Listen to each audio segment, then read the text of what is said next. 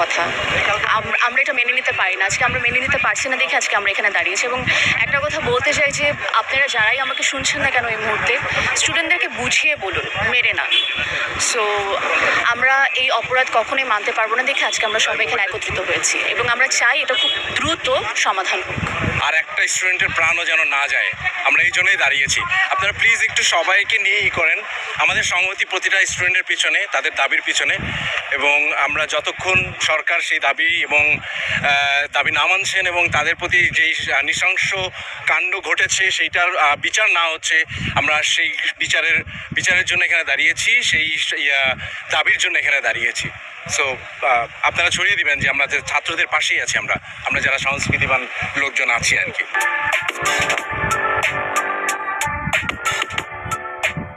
এটা আপনারা সবাই জানেন, আসলে সবারই আসা উচিত। আমরা আসলে অধিকারের কথাই বলছি, ন্যায্যতার কথা বলছি এবং ন্যায্যতার পাশে দাঁড়াচ্ছি। এই ন্যায্যতা আসলে আমাদের সবার। তো আজকে দেশের যে অবস্থা, এটা খুবই হতাশার, খুবই লজ্জাজনক এবং খুবই কষ্টের।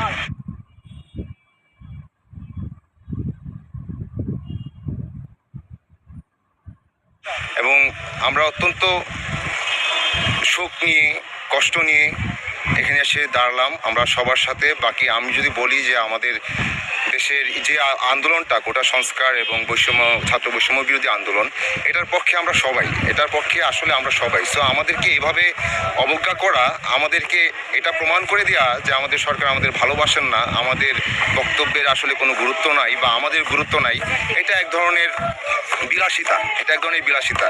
তো আসলে সংলাপের কোনো বিকল্প নাই।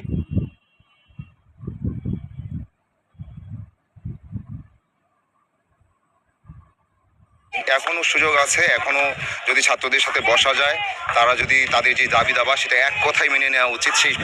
তাদের প্রত্যেকটা দাবি আসলে আমাদের এখন পুরো বাংলাদেশের দাবি, হ্যাঁ, এবং প্রত্যেকটা দাবি যৌক্তিক।